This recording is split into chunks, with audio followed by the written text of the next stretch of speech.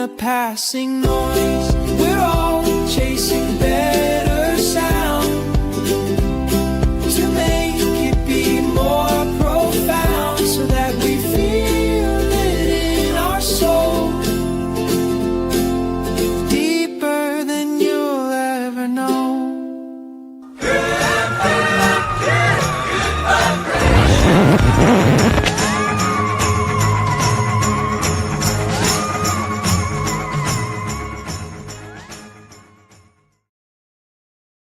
What do you think, Louis? Are there good vibrations when it comes to turntables? I don't know about that. I can smell the copyright strike from here. I cut it up, so I think we'll be okay. The only good vibration, David, is the needle in the groove. That's the only good vibration. That's the one you want. That's the motion for the potion right there. That's the right one that there. counts. Well, hello, everybody, and welcome back to Chasing Better Sound. I know we've been gone a while.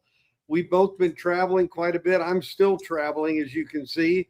Louis finally settled down for a few weeks, but hitting the whirlwind tour.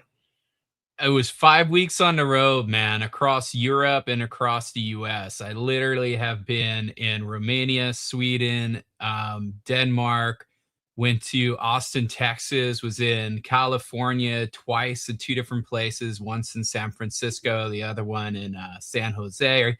I was in Seattle. So literally, after weeks of travel, I was just so happy to be home and honestly listen to some good music. And as you can see, the flashes, it's good old, that was loud. It's good old Florida storm weather here. So okay. Hopefully we don't lose connection. Hopefully you won't lose your internet, and my hotel internet connection won't be bad either, right? Right. So I just need to be able to hear you over the thunder. Yeah, no, you're fine. I don't hear it at all, I'll tell you the truth. So before we get started into our main topic, we wanted to kind of talk a bit while people are joining here about this whole issue, attack of the wallets, as I call it. I have been getting more announcements of, you got the Rhino Toe, you've got, I just got a thing, or Tears for Fears release for Seeds of Love, double LP, Atmos. There's the DSS ones that you were talking about. We got the Who coming out this week with Tommy and Who's Next, UHQRs. And there's a Boston coming out. It's not coming out till next year on Impex. And so, I mean, it just seems like we're just, Rhino's whole Rocktober list came out. Yes, a lot of good titles there too. Yeah, Vinyl Files come out with 2 or 3 more new ones. It's like everybody, I'm just feeling in the back pocket. They're just coming for it. You're not kidding, man. It was just like $300 just before we joined this program. And then when you add shipping and tax onto it, I think it bumped it almost up to $400 on just a couple of records. I think the problem I have, David, is that they're all $100+ records, man. I'm so tired of the $100+ records. You know what it's done for me? It started to drive me to go to OGs. Like that Boston record, I'm sure it's going to sound fantastic. Impex always does an amazing job. I love their records. They're one of my favorite, no doubt. But you could pick up an OG Wally for like $20.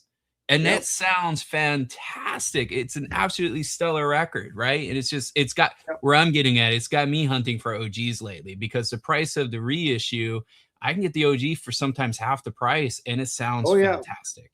No, there's no doubt. The biggest advantage might be the mastering, and it usually is the vinyl. And the packaging. Things. Yeah. The packaging is nice. They come with all the cool little inserts or whatever, or the high res, Jack. Some albums we get to be a little bit of completists on too, like Boston's a big one for me, for example. So everybody has their niche, but they're firing on all cylinders, man. And they're coming after disposable income. When there's really isn't any. So I would say there's so much less of it now with the economy and gas prices and everything like that. So you got to be a little bit picky. I think that's really what it boils down to. You got to be a little bit picky. Let's see who's joining us today. We've got Lemon Doofus. Hi, how are you? Good to see you. Lee Page, welcome. what is the wide world of sports is going on here? Yeah, I know. It's crazy. Hey, Adam Turo, welcome. How you doing, buddy? I'll be doing a video on your EP as soon as I get back home. Appreciate you sending the signed copy of that. Portability, vinyl, say it ain't so. Yeah, well, that's true. Yeah, there's a top end to be paid for this. You know, that's the thing. It's the thing. You get SACDs for $30. You know, and that makes that whole market tempting too. We were just talking about this. Ron, yeah, Ron, I'm probably going to buy one tonight before I go to sleep myself. Oh, come on. You're killing me. I said I was going to try to wait for the weekend. Now everybody's going to buy them up. They're going to be sold out. Everybody's working for the weekend.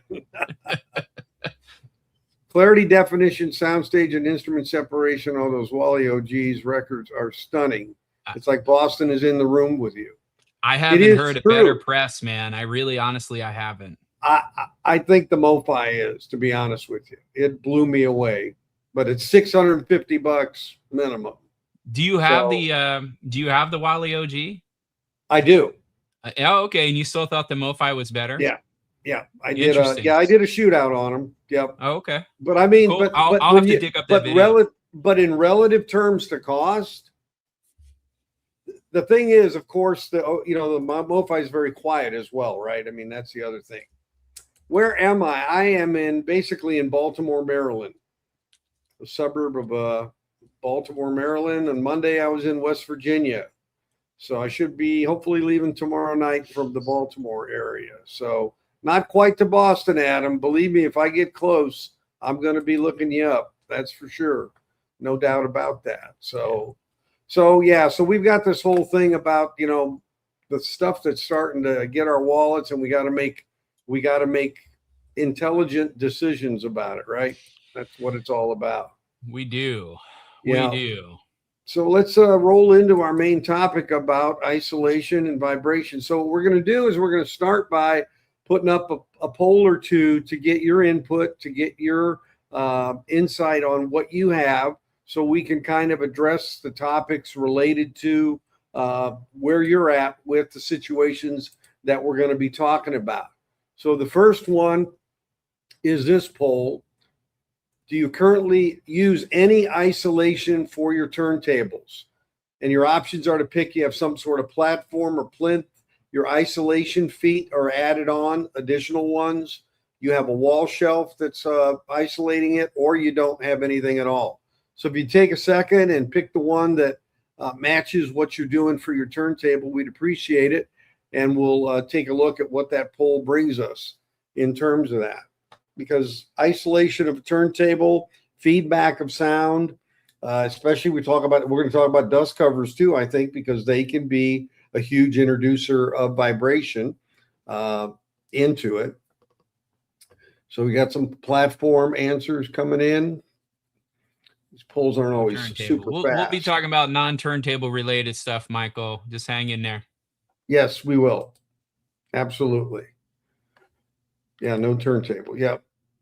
Yeah, if you type in the number, I think maybe doing 1 and 2 is going to confuse it.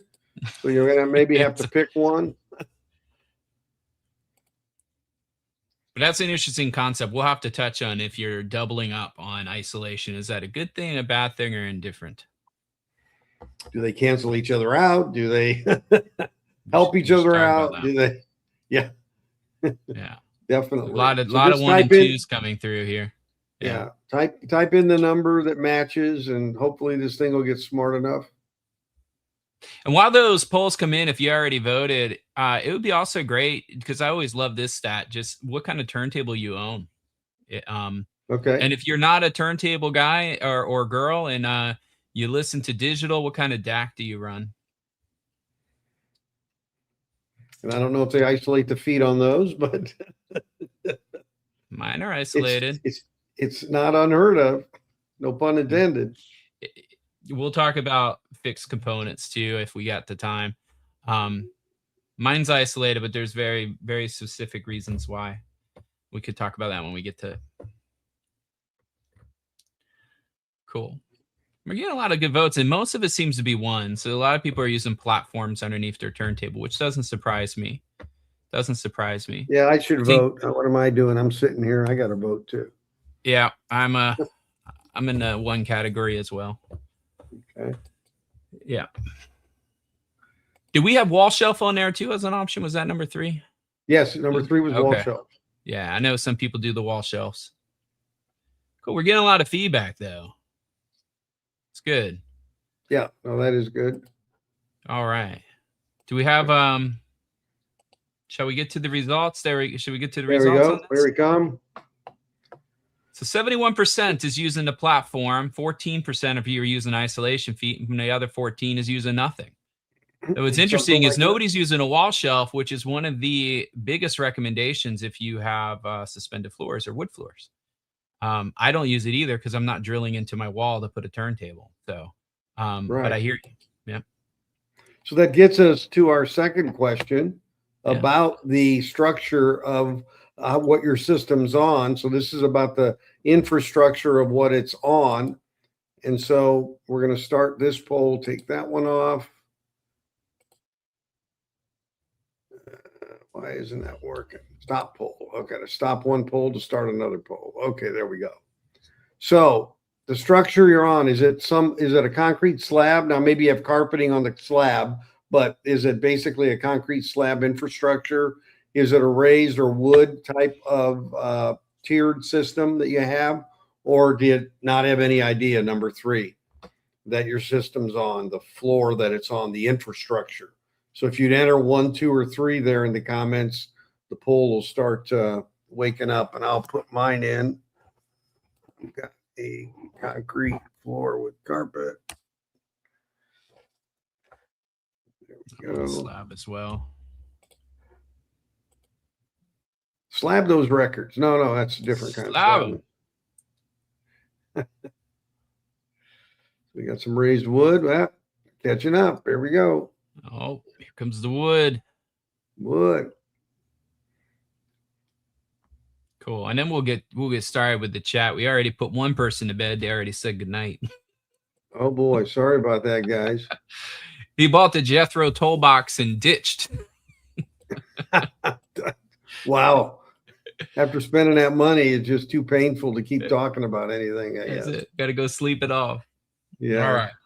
All right. So we're a little leaning a little bit toward the raised wood floor, which is a unique, it creates its own literally dynamics to the situation. A lot of the new homes are made purely from wood, so it makes sense if people are in a newer home or even older homes.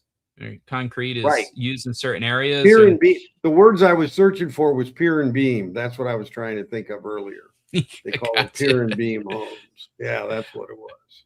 Oh, DJ said he was saying hello. Okay. Good night to you, DJ. Thanks.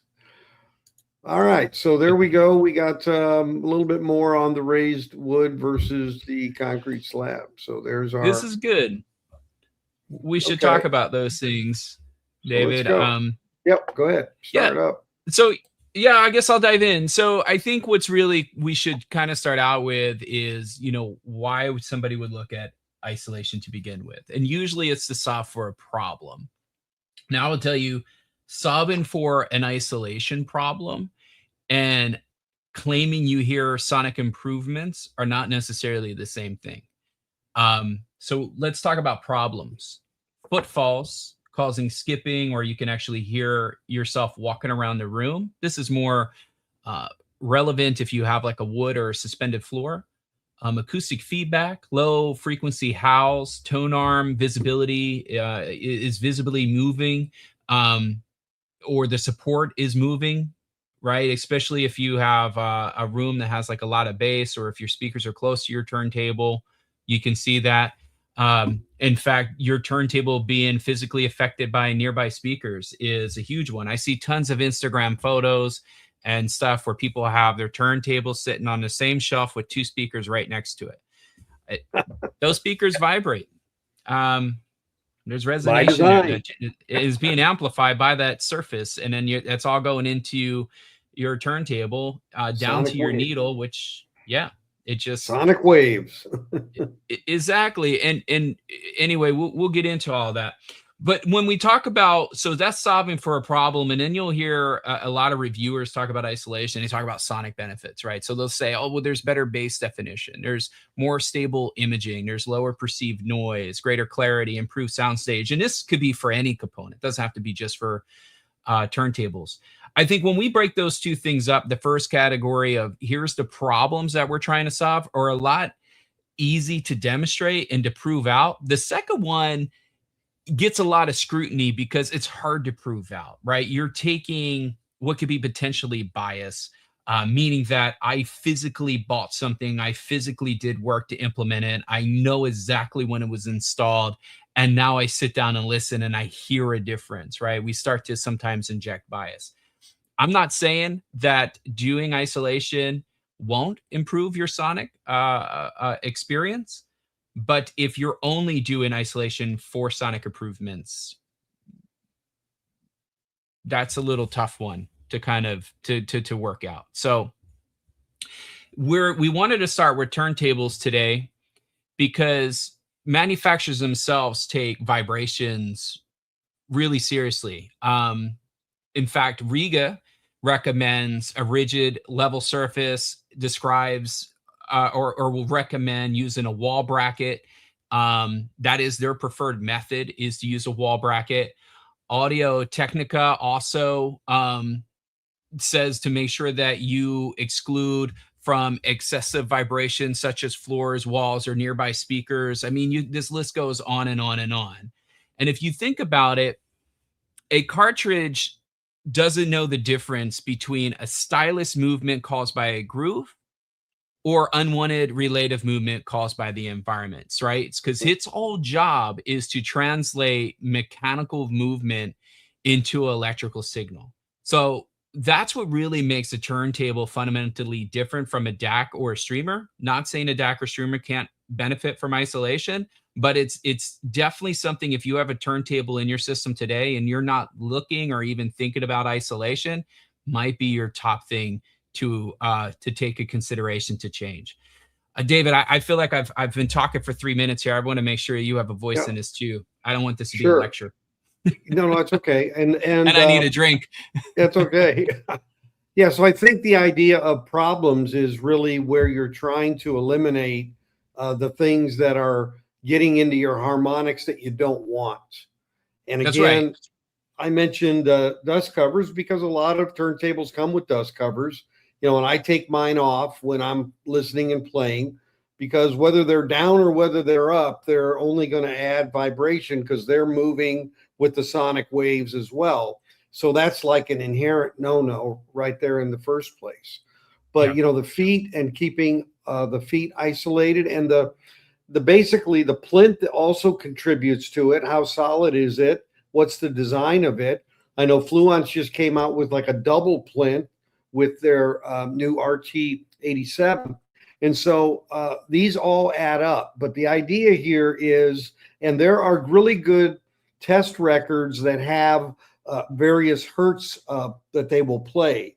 And vibrations are the hertz tones. So you can, using something like a test record, you can also then see where the feedback comes in, because it will show you, at 60 hertz, all of a sudden, you've got a problem. Yep. Whereas when you're listening to music, it's all kind of jumbled up together. So I would ask and say, hey, people, if you can find a good test record with tones that give you various tones, and find out where your soft spot is, find out where your weakness is, because that's going to prove to you, that you have a problem. You might not pick it up as much when you're listening to the music. Yeah, I want to call out a comment here first, but let me put a button on this real quick, right? So when we think about problems, or I would classify it as unwanted movement, there's really 4 big buckets. You have structure-borne vibration. So this is floor, rack, furniture, footfalls, things of that nature. You have airborne vibration. So that's the acoustic energy from the speakers and the subwoofers. You have turntable generated vibration. So your motor, your bearing, your platter, all the mechanical systems. And then you have the record generating movement. So any sort of warps or, mispressings, if you will, to that record can also include unwanted movement, right? So these are the things that we're trying to address, and we can address them very differently. And before we get into resonance systems and stuff like that, I do want to call out, I think you just had up on the screen, Rick's comment about the audio retailer. So a lot of folks, yeah, that one. So a lot of folks will say, and I was guilty of this, by the way. So I'm not, please don't take this as an attack. It was part of my journey learning, and Ricks, you might be there yourself and you might realize this because you're literally calling out the 70s and 80s. So I was a believer too that spikes was this saw vibration. But what you have to realize is that spikes on speakers on a floor is you're still coupling with the floor. So those spikes are not eliminating anything. You still have the contact point is narrow, but you still have a contact point.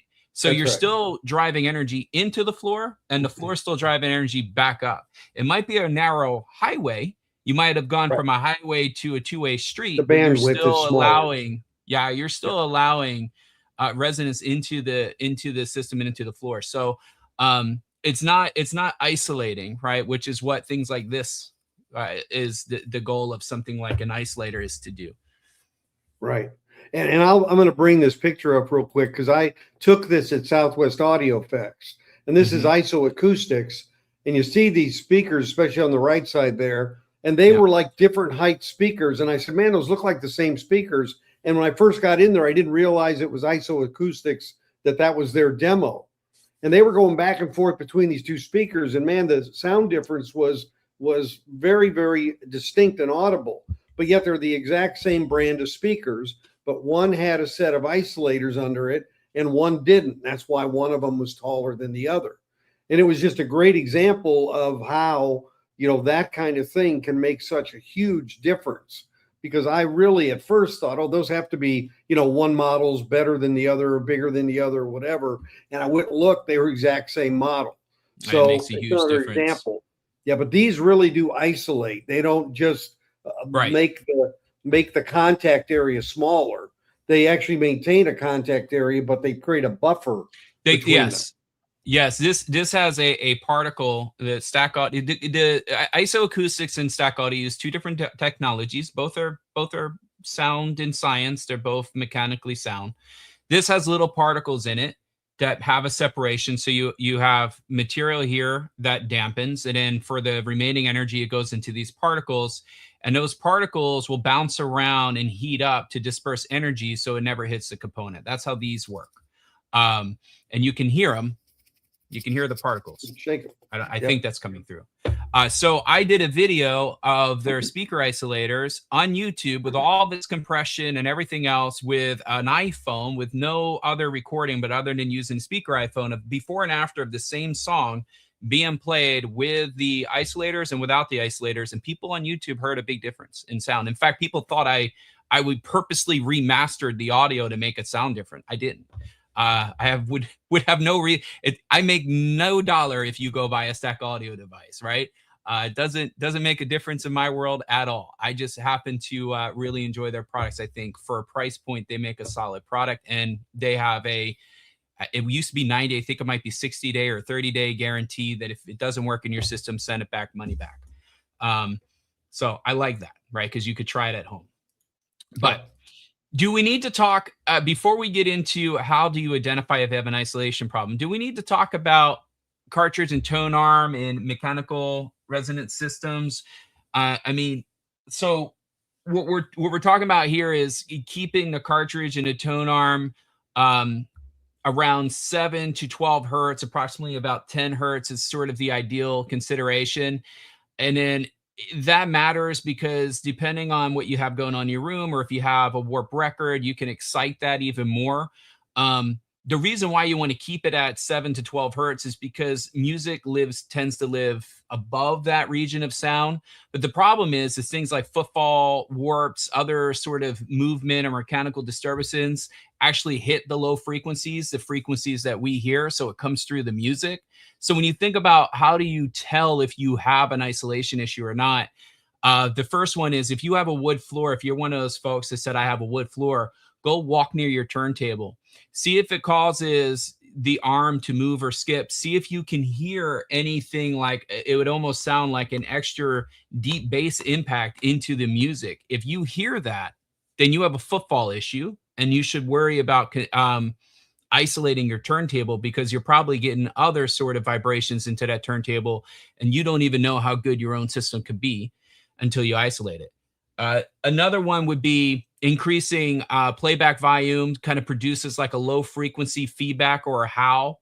A turntable sitting on furniture that moves. A lot of people put their turntable on top of these like IKEA cowlick shelves. Those things are not really stable. They tend to sway a little bit if you move into them or brush up against them.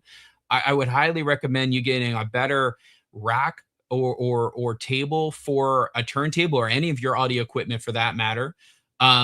Speaker energy is another big one. We talked about that at the beginning of the show, but we have more viewers now, right? So speaker energy can go through the support system or through the turntable and vibrate directly. So if you're one of those people that have, your little bookshelf speakers on the same shelf as your turntable, I know it's very aesthetically pleasing, but if you're trying to extract the best sound, you really want to move those speakers away. You also want to make sure, if you're placing subs in a room, that those subs aren't causing unwanted energy to go back into that turntable. Oh yeah, big problem with that. Yeah. And I would say, you can start out, before you make an investment in isolation, you can start out by just simply trying to move your turntable in a more stable support environment. So move it away from speakers, move it away from subwoofers, get it off of shelves that move or can amplify vibrations, right? Get it set up in a right space. See if you still have the issue. And if you do, you really want to probably consider putting isolation in. Yeah.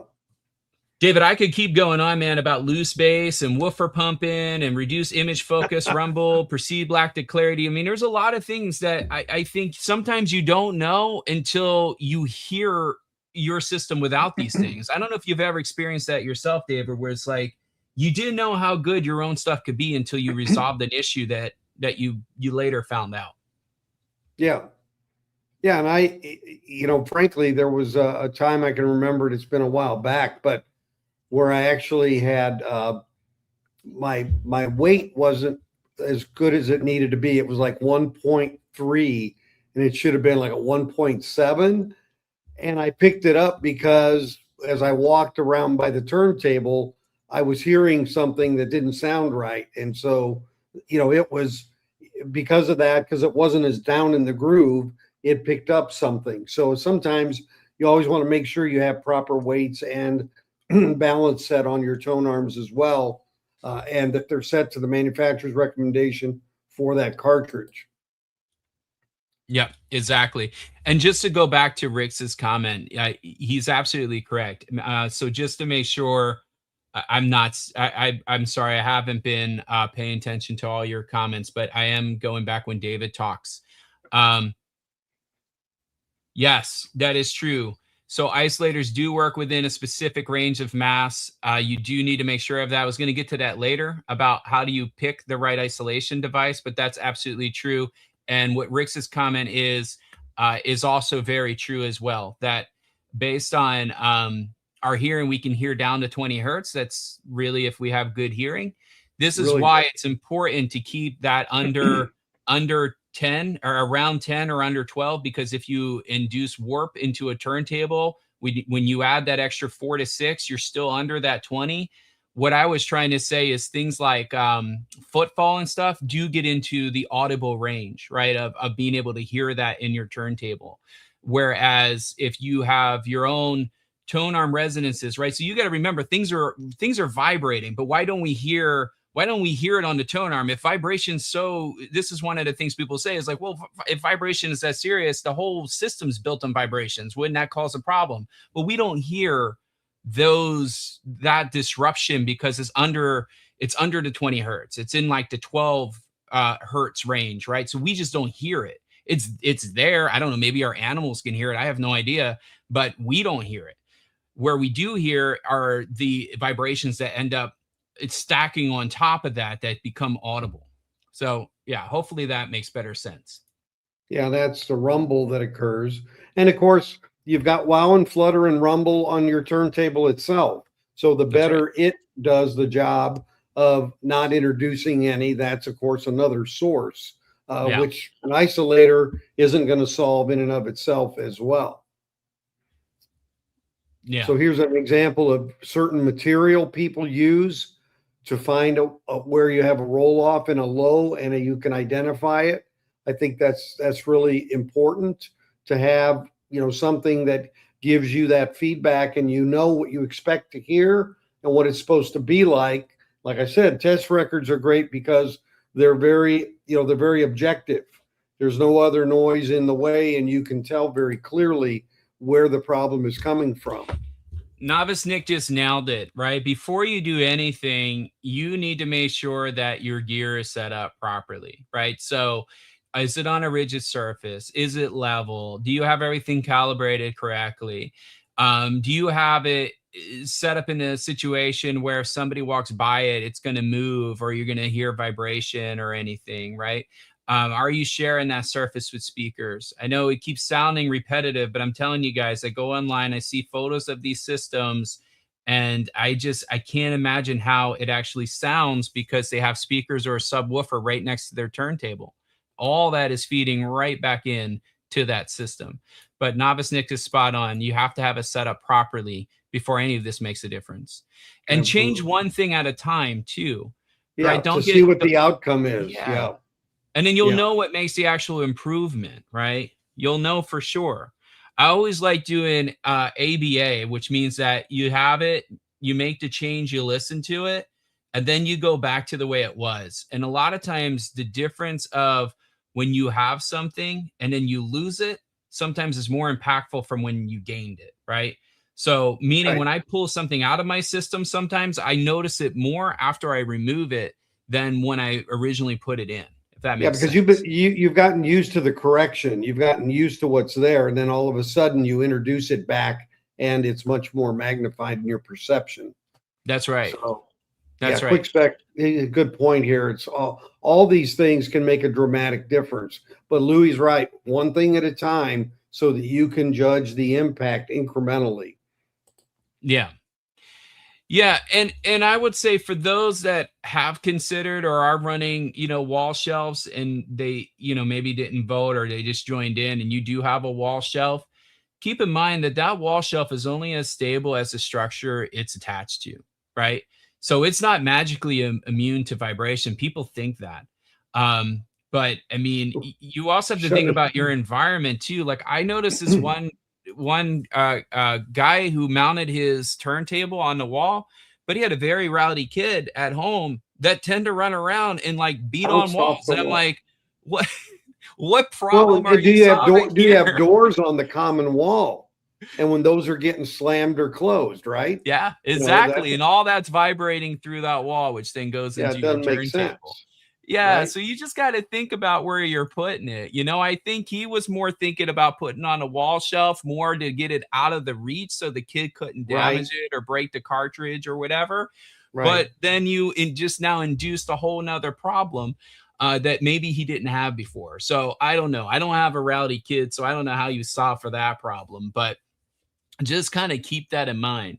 Um, This is you a know, really good point because I've lived in houses with basements, and that's always where I put my systems. hmm, Always, because it's always very thick footers when in basements. They're very thick footers because they're supporting more weight, and so he's right. That's if you have that, I think that's usually the best case scenario. David, if we had basements in Florida, they would be called in floor pools or something, I right? know. Same So way in Texas. I know. I know. we we don't have that here, buddy. But I yeah. hear you. Um so just to kind of chat this out as David kind of goes through the conversations, right? Because a lot of folks will say, well, why do I need to go invest money in isolation, right? Doesn't the manufacturer already supply isolation? Or maybe my turntable comes with isolation built in. A lot of turntables, I mean, listen, every reasonable turntable you buy is going to have some sort of compliant feet. Some are going to have, you're going to have suspended subchassis. You're going to have dampened plinth. You're going to have high mass construction, or you're going to have a rigid construction, or you're going to go the Riga way, whatever. But there's going to be, things like mechanical separation between motor and platter. Look, all of that helps. This is why we're saying not necessarily adding another isolation device doesn't automatically make every turntable better. It's not what we're trying to say either. I think it's just trying to make sure that you're looking at, do you have issues in the room that you're trying to address? If you're in a small room, you might have more sound waves in that room that are now impacting your stereo equipment.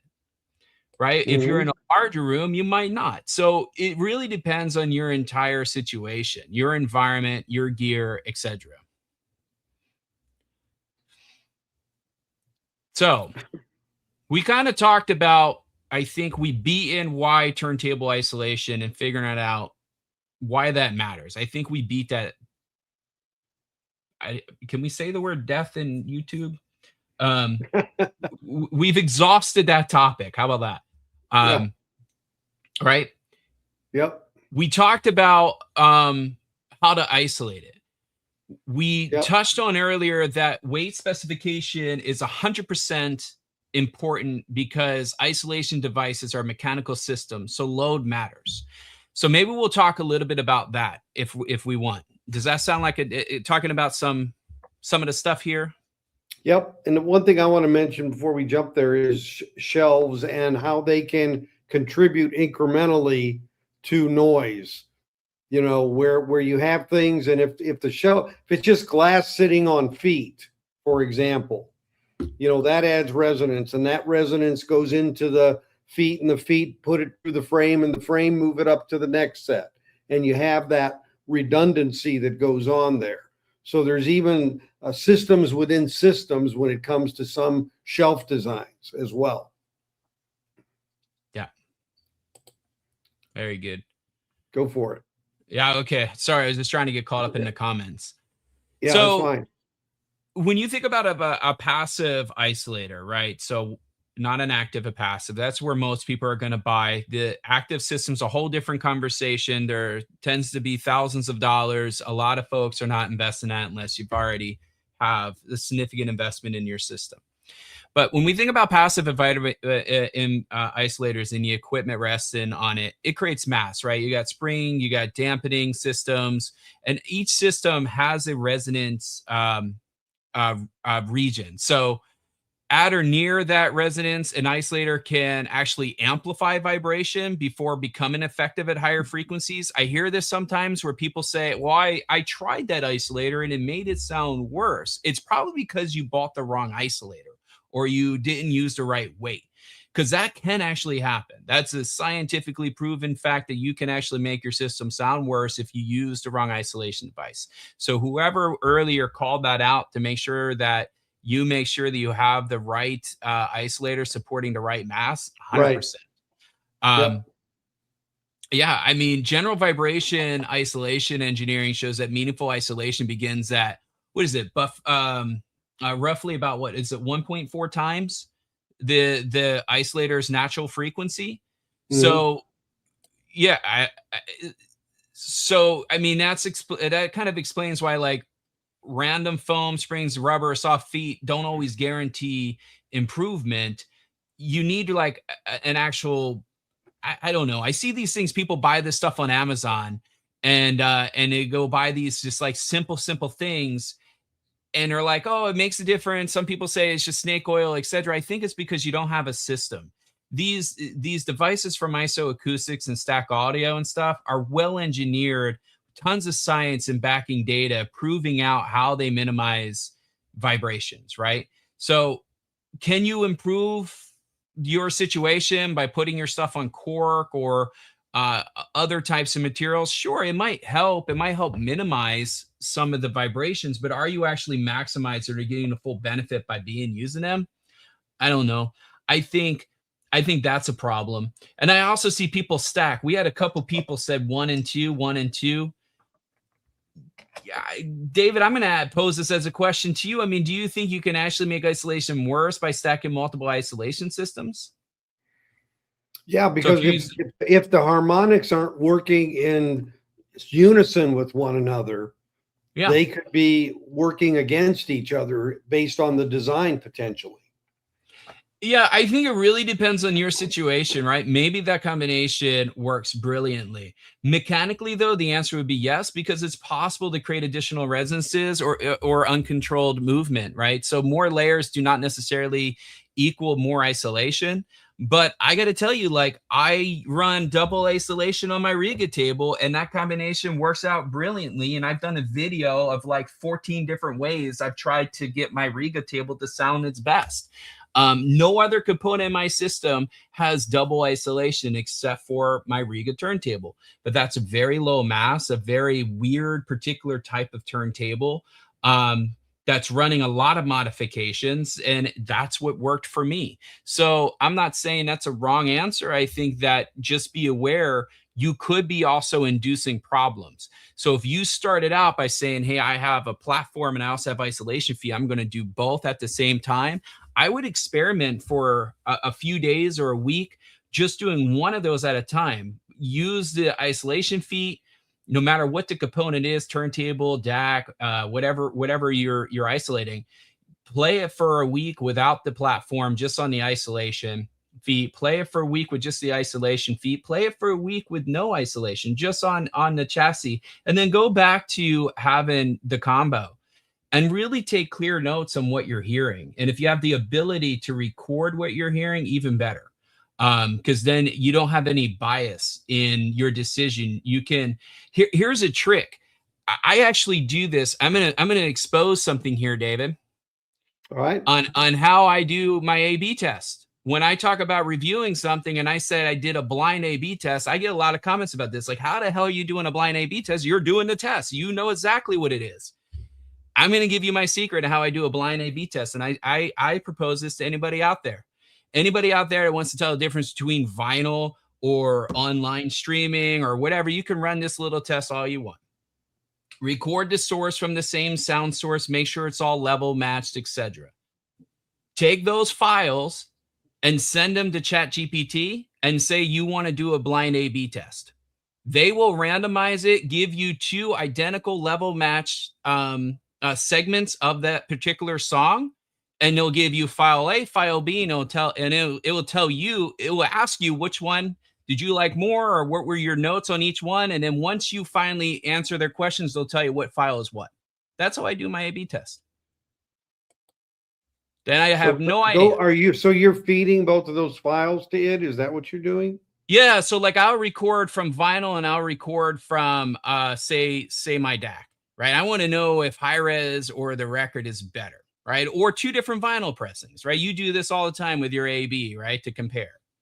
So what I'll do is I'll take the recording, I'll upload it to ChatGPT. I'll say, make sure these are level matched and give me an A/B blind test. And it'll give me two, usually it's about 15-second clip or 30-second clip of the song, exact same part of the song, leveled match, so there's no bias there, because if one sounds louder, sometimes that can be assumed that there's greater detail in it, right? And then it gives you two files. You have no idea which was what from the beginning. It's A/B, or you could do three. It'll be an ABC test at that point. And then you give it the results, and then finally we'll tell you what the files were. So say this was your file that you said was the vinyl, and this one was the high res, you know? So that's how I do my A/B test when it's just me and I don't have anybody else to do an A/B test with. Okay. I have the computer give me two files where I don't know which one is what. So you could play around with that at home. It's a lot of fun. Okay. That's a fun way of going at it. So, do we have any good, I mean, we could start getting, we're about 15 minutes out. We talked a little bit about, can isolation improve sound? I think we've got through that. We could get into detail of what, but maybe we start talking about some other hi-fi components, right? I think we've talked about turntable a lot. Yeah. Should we get into some other hi-fi components? Yeah. Let's talk speakers, for example, is one big one. So in my opinion, David, and I'd like to get your thoughts on this, I think the two components that benefit the most from isolation are both speakers and turntable. That's where the best money spent, in my opinion. What about you? Yeah, I agree, 100%. Yeah. Yeah, I'm telling you, when we talked about this before on the show about speakers. We talked about the importance in making sure that they're calibrated correctly, that you have everything dialed in, that you have them pulled from the wall where they're supposed to be pulled from the wall, you have enough space, and you kind of have that either perfect triangle or you're using the rule of 83, right? But you have it set up properly and everything's dialed in. Okay, so now those speakers should image properly. That once you have that done, the next step up is to get them decoupled from the floor, right? Get them off the floor. And the way to do that is isolation. Now, there's a lot of isolation out there. Again, we're going to go back to probably the two biggest ones out there is IsoAcoustics, the Gaia series, or the Stack Audio AUVAs, depending on your speaker. You got 50, 70s, and 100s that you could choose from. The weight doesn't really matter so much with them. That one's more about how much isolation you want in this system. So they're the two things that I think you should really focus on is get yourself a platform or isolation feet for your turntable if you spin analog, and get yourself some isolation on your speakers, especially if you spend some good money on your speakers. You got $200-300 Bluetooth speakers, maybe not worth isolating, because the isolation will probably cost you as much as the speakers did. So rather save that money for something else. But if you spent a grand or something, it might be worth you spending $200 on some isolation to get better sound out of them. Make those $1,000 speakers run like they're $1,500 speakers or $2,000 speakers. I'm telling you, it's a pretty significant increase in what you'll hear. Yeah. And David, you heard that firsthand at the HiFi show, right? On their A/B tests, the same speakers. Oh yeah. Yeah, it was very obvious. Like I said, I didn't know at first that's what they were demoing. And I was trying to see what those speakers look so almost identical. What the heck's the difference in the two? But it was very obvious there was a difference. And they were, it was streamed music, so but it was obvious, very obvious. Somebody, James, you called out about isolating your sub. Yes, 100% isolate your sub. If you have a sub, man, do it. So for a couple of reasons. One, all that sub energy tends to go right into the floor, which then echoes throughout the entire room, can cause additional boominess. It can cause when you have a turntable, that's a freaking nightmare dealing with bass vibrations. The second thing is that the other way, your sub will react quicker and faster because it's not inducing vibration back into itself. So that definitely helps. And then the third is just the sonic benefits. What you take is all that you get all of the sound of the bass and the power of the bass without having everything in your house vibrate, which is good for if you have a spouse. It's good for quiet night listening because you're not rattling everything in your house. And if you live in an apartment complex, whether you have neighbors like in a townhouse left or right of you, or you're in a second story or something like that, you also make your neighbors happy. I've seen so many posts online about, I just bought this really nice sub, but my neighbor's complaining to the landlord and now I have to get rid of it. And I'm like, no. Try getting isolation first. It'll really, really help, right? Once you have it dialed in and you have your phase set correctly and you got it crossed over right and you got everything going in, man, get that on isolation. I use Stack Audio products for that too, but there's platforms available. I ran a platform for the longest time before going to Stack Audio, their SWs. I think also IsoAcoustics has stuff. So you got choices out there. Definitely get one and check it out for sure. Yeah. So some designs do come with isolation feet already on them. Yep. That's true. And of course, you're probably a leg up because I would hope they designed it in a manner that's most compatible with the actual design of the speaker as well. Yep. But that's, I would say, the exception more than the rule when it comes to design, having them on there automatically. But I think some speakers are... Yeah, and But David, some of them are offering it as an upgrade now too. If you're yes, ordering them new, I've seen partnerships with IsoAcoustics, and I think Stack is also starting to get into this, where is for a fee you can actually have them included in your order, and I think there's a little bit of a discount than if you would have buy them later, you know, because they're buying them in bulk at the speaker manufacturer and kind of passing a little bit of that savings on to the consumer. So yeah. So quick spec here validates what you're saying right there. You're hearing less of the room and more of what the sub's generating for energy. Yeah, man. I mean, it makes a big difference. Controlling that stuff is such a huge difference, and it's going to make your sense. So what happens is when you reduce all that vibration, think about the vibration as almost background noise, right? Even if you don't really hear it or you don't think you have a problem today, it could be just normal room ambiance noise now for you, right? Right. The thing is, imagine if you can get that just a little bit quieter, if you can push all that stuff down just a little bit more, what does that do? It creates space. It creates space for sound. Now that you have space for sound, you're going to hear more intimate details, more separation, more depth. You're going to go from a 2D image from your speakers to a 3-dimensional image, right? You're going to add all of those things because you're eliminating something that's in the system that maybe you can't see.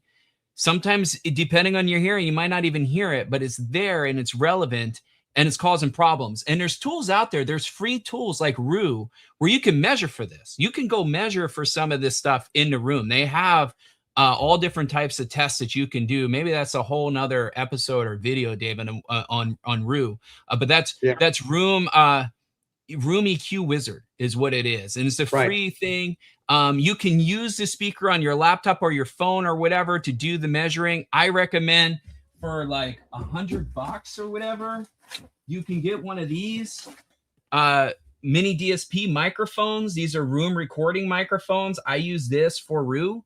So you could buy one of these on Amazon and use this. It's a lot better. It's made specifically to record room acoustics. So you'll be able to measure your room more accurately. It comes with a file that you can preload, so it calibrates Rue for the microphone, and you're going to get a lot more accurate results that way than using a laptop microphone or something of that. I know we're kind of wrapping down, but I would like to just say we talked about speakers, we talked about turntables. Tube equipment has a relatively strong case because vacuum tubes can exhibit microphonic behavior, and mechanical vibration can actually become part of the electrical signal. So that's one to consider if you're a tube person. CD players and transports, they do contain a mechanical transport. So vibration control has some, a mechanical argument. Phono stages, when you're thinking about what they do, right? They're basically extremely high gain. That makes noise management kind of important. It doesn't mean that every phono stage is going to benefit immediately from external isolation, but I can tell you, even in my reference Sutherland Dos Locos phono stage, it made a difference on that, and that is very well engineered. But I actually heard a difference, and I don't know, maybe that was consumer bias or not, but it made a big difference for me. When it comes to DACs and streamers, I think this is where people get a little bit more skeptical because, you're talking about a system that's delivering music. There's no stylus. There's no loudspeaker driver. Now, that doesn't mean the mechanical effects aren't physically impossible, but the argument there for audible benefit, it just needs stronger evidence than it does with a turntable. I'm not really sure if everybody's going to hear the difference with their DAC and streamer. I did with my setup, just being transparent. Like, I have mine on isolation, but I got to tell you, the difference wasn't as drastic as other components. It was very, very, very, very small.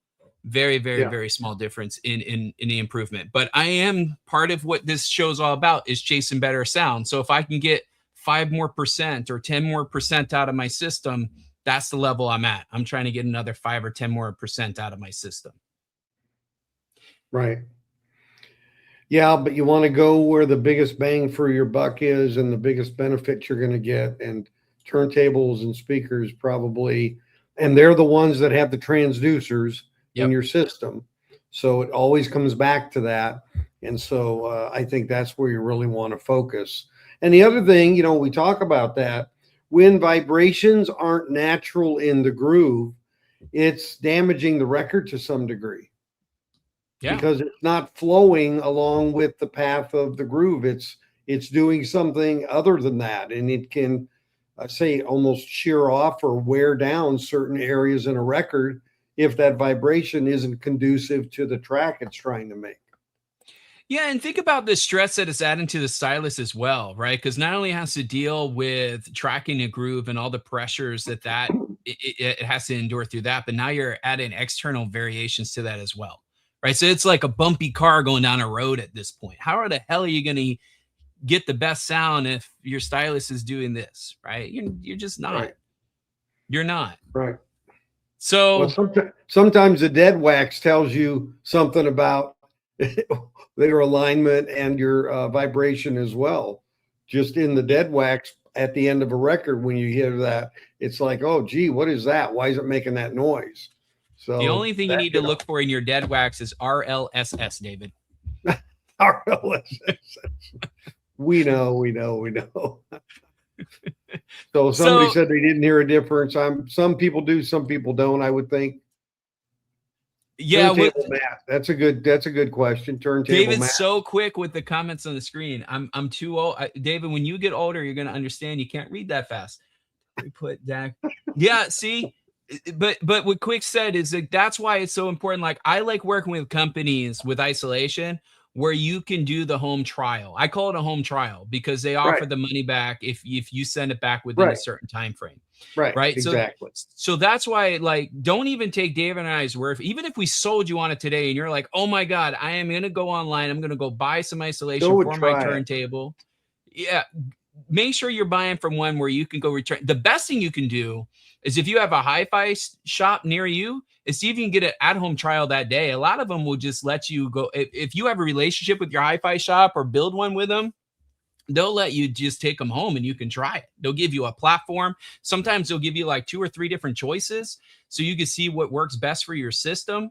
So they might give you like an IsoAcoustics zaZen 1 platform for your turntable, and then maybe a Gaia footers as well to kind of see what works best for you. So it's nice having those HiFi relationships because then you can experiment at home and not even have to worry about outlaying any serious cash unless they want you to have some sort of credit card on file in case you don't return them. But yeah, it's great having those relationships.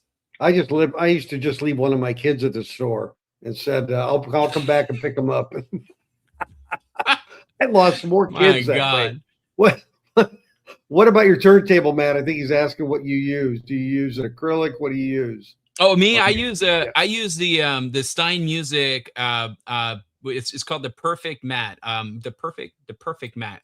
So it's actually like this Japanese rice paper infused with carbon or something like that. It's this really crazy concoction. But out of all the mats I've tested on the Riga turntable, that one made a bigger difference. I also have the Stack Audio Serene mat. The challenge that I had with that on the Riga, I don't know. It's just, Riga's such a funky system.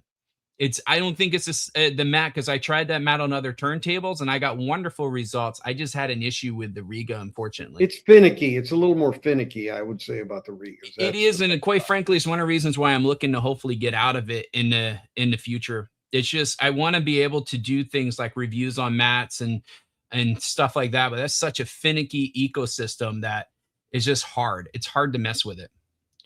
I think a lot of it has to do with the weight, right? Because sometimes when you put on some of these mats or you put on record weights and stuff, it just adds mass to the top. And Riga's like lightweight and nimble. They don't want any additional weight. And even if it's a couple grams, it can screw up how it plays back.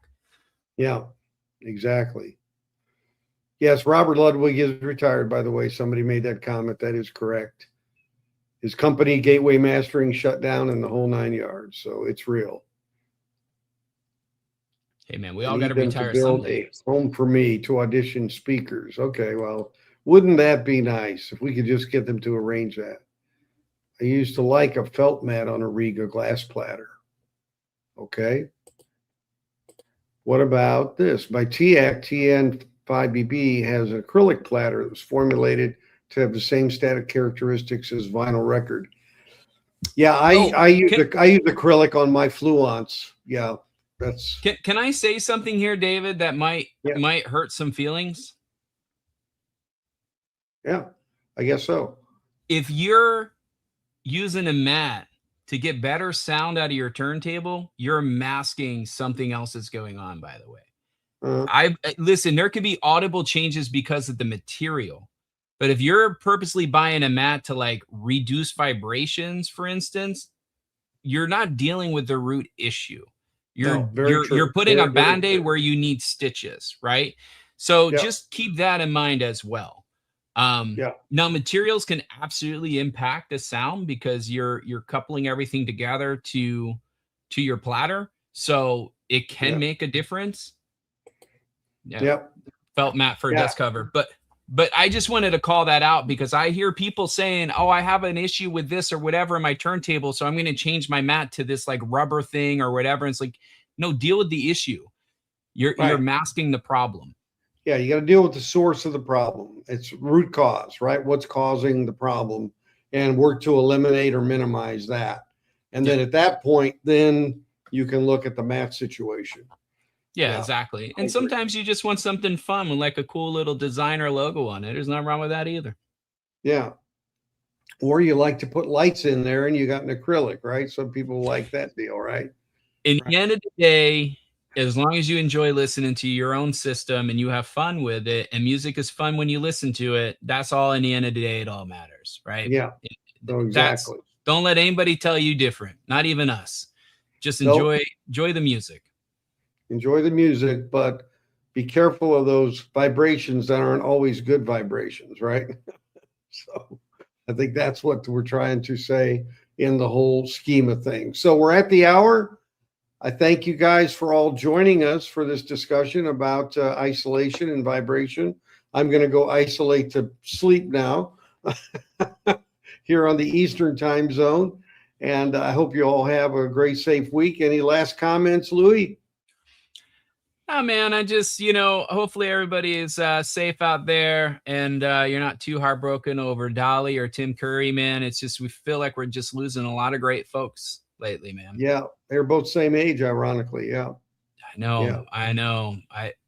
Man. Anyway, I hope that y'all have a wonderful night. Thank you so much for tuning in. We hope to see you soon, especially on the next episode.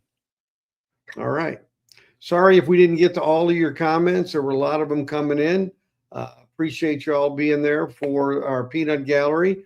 And just remember to watch for the next episode of Chasing Better Sound. Take care, everybody. Does music shape your life? Does it make you feel alive? We understand that music is more than a passing noise. We're all chasing better sound to make it be more profound, so that we feel it in our soul, deeper than you'll ever know.